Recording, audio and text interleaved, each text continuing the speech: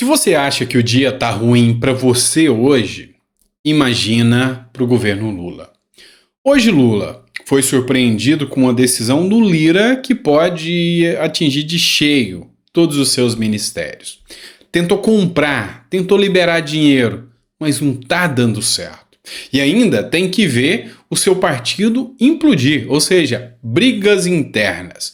Gleisi Hoffmann, o namorado Lindenberg Farias partem para cima do líder do governo e a briga esquentou. Enfim, muita coisa acontecendo e eu tô aqui para te explicar cada detalhe dessa situação. Bora lá? Eu sei que você vai gostar desse editorial. Vamos começar falando de uma matéria do jornal Metrópolis, do blog do Noblar. O PT já admite ter que se dobrar a Arthur Lira. As constantes derrotas do governo de Luiz Inácio Lula da Silva na Câmara dos Deputados expôs uma realidade que até então estava sendo evitada por integrantes do Partido dos Trabalhadores. Não queriam ver a realidade. Na atual avaliação do PT, Lula perdeu a disputa de poder contra Lira e deve agora se dobrar ao líder do Centrão. Nessa disputa de poderes, STF, governo e Lira, mostrou-se aquilo que eu já falo para você desde janeiro. Nós temos um primeiro-ministro. E nessa queda de braço, não nego para vocês que eu fico feliz em ver Lira levando a melhor nessa queda de braço. Tanto é que Lira já ameaçou que não colocará a MP dos ministérios em votação. O que é a MP dos ministérios? Quando Lula assumiu, ele editou uma medida provisória. A medida provisória é só do presidente, ou seja, quando ele põe a medida provisória, ela já tem força de lei, já começa a valer. Só que o nome já diz, ela é provisória. Então, ela precisa ser aprovada dentro de 60 dias, ou prorrogável por mais 60, ou seja, 120 dias, ela precisa passar na Câmara e depois no Senado. A Câmara é chamada de casa iniciadora, é ali que começa a MP, e é ali onde Lira segurou. É por isso que deu aquela briga com o Pacheco, porque o Pacheco queria tomar esse poder de Lira, não conseguiu. Então Lira já falou que provavelmente não vai colocar em votação. Aí bateu o desespero, Lula correu, chamou Lira para o diálogo. E aí, matéria do Conexão Política para vocês. Tentou conter novas derrotas. E aí, liberou 1,7 bilhão, eu não estou falando de milho não, eu estou falando de bilhão mesmo, em emendas parlamentares. Tentou comprar. Lula já tem experiência nisso, afinal é o homem do mensalão. Lula já tem experiência nisso, afinal é o homem do petrolão. Então, ele já está acostumado a liberar dinheiro para parlamentares. A grande questão é que já não está resolvendo muito. E o pior, o dinheiro é seu, o dinheiro é meu. E ele já é acostumado a trabalhar com isso. Só que não estamos mais em 2002. O tempo é diferente. E ainda, depois de Lula ter trazido Maduro no Brasil, aí que o jogo virou. O primeiro a se manifestar, e era o mínimo que a gente esperava dele, foi Valdemar da Costa Neto, que depois de conversar com todos os colegas da bancada do PL, decidimos fechar a questão contra a medida provisória 1154, que reestrutura os ministérios, criando 37 pastas ministeriais. São 513 deputados. 100 deputados do PL. Desses 100 deputados do PL, poderia ser aberta, ou seja, poderia abrir a questão e cada deputado votaria da forma que bem entendesse. O PL resolveu as falas do Valdemar da Costa Neto, decidimos fechar a questão. Na política, quando o partido diz que fechou a questão, é que não cabe voto dos parlamentares. Todos os 100 votos são contra os ministérios. Mas sobrou 421, doutor Sandro. E aí, como que fica essa situação? Pois bem, aí tem que começar a pescagem, não é isso?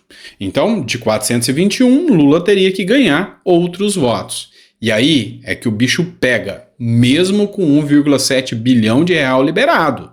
Ou seja, matéria do O Antagonista. União Brasil, que é um partido grande inclusive um dos maiores também, que tem inclusive ministérios com o governo Lula, também decidiu fechar a questão. E a bancada ruralista também, ou seja, União Brasil e a bancada ruralista, que tem mais de 140 deputados, estão unidos para derrubar a MP dos ministérios. Integrantes da bancada ruralista têm conversado diretamente com membros do União Brasil para que eles deixem caducar a MP dos ministérios. Quando se fala em deixar caducar, é que ela perde a força de lei. Então tudo aquilo que foi criado cai, acabou. Então, esses ministérios que você banca, que você paga com o seu dinheiro, esse abuso, porque foi promessa de campanha do governo Jair Bolsonaro diminuir os ministérios e o povo votou nele para isso. Lula não prometeu aumentar ministérios, não fazia parte do plano de campanha. E foi uma das primeiras medidas que Lula fez. Ou seja, mais gasto para o contribuinte pagar para bancar a companheirada dele. E agora, mais próximo do que nunca, os ministérios vão cair. Aonde Lula vai enfiar esse bando de companheiro, esse bando de cargo? Não sei, não me interessa. Eu só não quero esse Estado que suga todo o dinheiro do pagador dos impostos e esse dinheiro não retorna para vocês. E a pessoa mais pobre e o contribuinte pagador de impostos está sentindo cada navalha na carne que esse governo está trazendo contra vocês com os aumentos de impostos. Para bancar ministérios, para bancar viagem, para bancar passeio, para bancar avião da FAB maior, mais caro. Somos nós os responsáveis por bancar tudo isso. Mas aí a coisa ainda começa a ficar mais complicada. O inferno astral do governo Lula já estava grande. Depois de ter trazido o Maduro para o Brasil, piorou ainda mais. Veja só essa matéria do Metrópolis do Rodrigo Rangel. Crise na bancada do PT. Namorado de Gleisi Hoffmann chama líder do partido de ditadorzinho de merda. Foi isso que ele chamou. Na verdade, deixa eu explicar essa situação para vocês. Gleisi Hoffmann é a líder do PT. Assim como Lula é influenciado pela Janja, é lógico que a Gleisi também é influenciada pelo marido, ou namorado dela, que é o Lindenberg Farias. E aí, quem é o líder do PT na Câmara? É o Zeca Dirceu. Quem que é o Zeca Dirceu? É o filho do José Dirceu, um nome importante do mensalão, um nome importante do governo dentro da política. Acontece que o Zeca Dirceu barrou a ida do Lindenberg Farias para a CPMI dos atos do dia 8 de janeiro. E aí a briga começou feia. Então, se o partido não consegue nem se controlar aqui dentro, Lula quer pagar de estadista viajando e conversando com líderes que fingem que acreditam no Lula, porque na verdade está vergonhoso a relação do Brasil com outros países. No final das contas, o que acontece? Implodindo. Lira tem o poder, o governo não se dialoga e Lula caiu a máscara depois que trouxe Maduro aqui no Brasil. Tanto é verdade que uma comissão da Câmara dos Deputados aprovou um pedido de prisão de Maduro. Tem força, doutor Sandro. Calma que eu já vou te explicar. Um grupo vai consultar com a Interpol se há mandato de prisão internacional contra o ditador. E já tem uma moção para prisão da Comissão de Segurança Pública e Combate ao Crime Organizado da Câmara dos Deputados, que aprovou, na tarde de terça-feira, ontem, o requerimento que pede a prisão do ditador venezuelano Nicolás Maduro. O deputado Carlos Sampaio foi quem trouxe a informação. Só que talvez passou batido um detalhe muito importante que foi discutido pela comissão.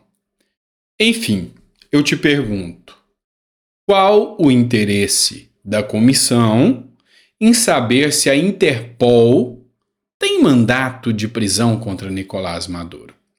E, doutor Sandro, um pedido de prisão da Câmara dos Deputados tem valor? Na verdade, a Câmara dos Deputados pode prender alguém em flagrante delito ali. mas um mandato de prisão não é atribuição da Câmara dos Deputados atender.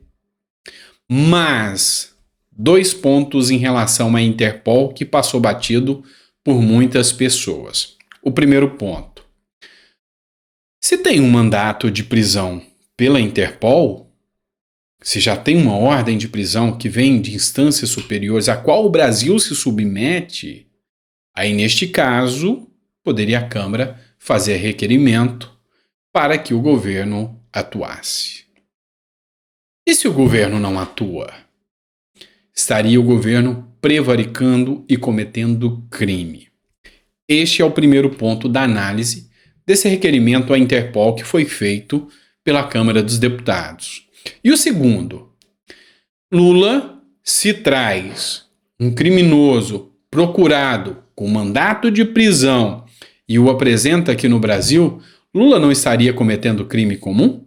Porque qualquer pessoa que é coberta no Brasil, um criminoso com ordem de prisão, ele está protegendo um criminoso e logo cometendo um crime. E por que para Lula seria diferente? Lula trouxe, Lula convidou, Lula deu honras de chefe de Estado. Se tem um mandato de prisão, se é um criminoso procurado, Lula não deveria responder por nada? Nada mesmo? Esse é o grande ponto que a Câmara dos Deputados está vendo. E as pessoas precisam entender. O cerco está se fechando contra Luiz Inácio Lula da Silva. E o fato é que a coisa está ficando cada vez mais complexa.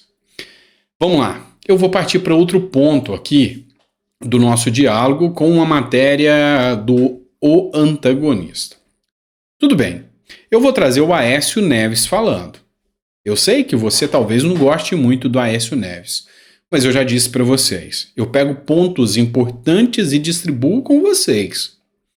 Aécio Neves, ele teceu críticas ao Lula trazer o Nicolás Maduro. Mas eu quero que você pincele pontos da fala de Aécio Neves, que eu vou deixar aqui ao final do vídeo para você. O primeiro ponto que eu quero que você analise: o deslocamento, ou seja, aquela frente ampla que se formou em torno de Lula, ela não se sustenta mais. Num ponto da fala, Aécio Neves admite que se formou uma coalizão, da qual até o Aécio Neves fez parte, a favor de Lula, porque eram contra Bolsonaro, a favor da democracia.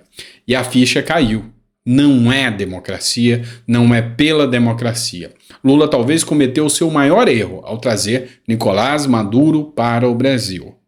E esse é o grande ponto que nós levantamos agora, a hipótese de que haverá um racha muito maior do que Lula imaginava com essa medida. Lula não é mais o governista, não é mais o político e o estrategista que ele achava que era em 2002. Hoje ele já está fraco, hoje ele já está ultrapassado, obsoleto na política brasileira. E sem as forças que o puseram lá na cadeira de presidente, ele não se sustenta. Então eu queria que você assistisse comigo aqui a fala do Aécio Neves, trazida por O Antagonista. O Brasil ontem se apequenou, e se apequenou pela voz do seu presidente da República. Aquele candidato que dizia ao Brasil que governaria com uma frente ampla, que olharia pelo futuro, sucumbiu, se agachou e permitiu, isso talvez seja uma das questões mais graves, que as novas gerações de brasileiros passem a relativizar de alguma forma países autoritários, ditaduras sangrentas. Senhor presidente, em junho de 2015, eu era senador da República, chefiei uma delegação de 8 senadores dos mais diversos partidos à Venezuela. Fomos lá visitar o líder político preso, Leopoldo Lopes, na prisão de Ramo Verde. Uma delegação oficial, fomos no avião oficial do governo brasileiro, comunicado ao governo da Venezuela. Então ninguém nos contou, nós assistimos de perto o clima que tomava conta da Venezuela, senhor presidente. Fomos impedidos de andar pelas ruas. O carro, o ônibus que nós ocupávamos naquele momento foi quase que virado por manifestantes que nos obrigaram a retornar ao aeroporto. Esse é apenas um símbolo pequeno, um exemplo do clima que tomou conta da Venezuela naquele instante, senhor presidente. Eu quero aqui dizer que transformar o que ocorre na Venezuela numa simples narrativa não engrandece o governo do presidente Lula, nem a história do presidente Lula. Pertenço, eu e Vossa Excelência, a um partido político que faz oposição ao governo, mas jamais fez e fará oposição ao país.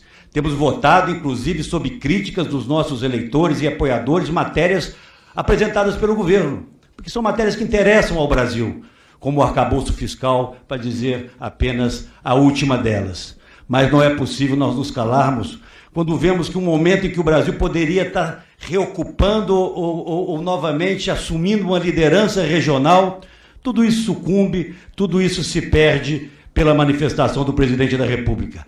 A mesma ONU, senhor presidente, a quem o presidente Lula recorreu quando sofreu alguns ataques e foi condenado, disse, e é a ONU que diz, tortura, espancamento, asfixia, violência sexual, prisões arbitrárias, censura, repressão à imprensa, violações dos direitos humanos são as características que uma comissão da ONU colheu em visita à Venezuela. Portanto, senhor presidente, é preciso que essa Casa do Congresso Nacional, acima das questões ideológicas, repito para encerrar, acima de manifestações de posicionamento político a favor ou contra o governo, se una em defesa da democracia. Muitos daqueles que votaram no presidente Lula votaram porque viam nele alguém que poderia, sim, garantir a solidez das liberdades, da democracia, das nossas instituições, que alguns achavam que corriam risco com o governo que o antecedeu. E para essas pessoas, o presidente Lula deve uma resposta. Não é possível, senhor presidente, relativizar algo tão grave. São centenas de milhares de famílias de venezuelanos que sofrem hoje a perda dos seus filhos por simplesmente fazerem oposição ao governo Maduro ou ao governo Chávez. Portanto, a Comissão de Relações Exteriores, eu vou falar sobre esse tema ainda no plenário hoje, tem o dever, sim, de se manifestar. E faço um apelo aos inúmeros democratas que hoje apoiam o governo, que acima de apoios circunstanciais ao governo, existe um apoio ao Brasil, à democracia e às nossas instituições que deve sempre prevalecer. Muito obrigado, senhor presidente. Isso aí, na minha visão, só quebra toda aquela estrutura de linha que foi feita em relação a Lula. A queda de Lula fica mais próxima do que nunca sem essa base de apoio. Tá ficando difícil para eles. Grande abraço, fiquem com Deus e até o próximo editorial.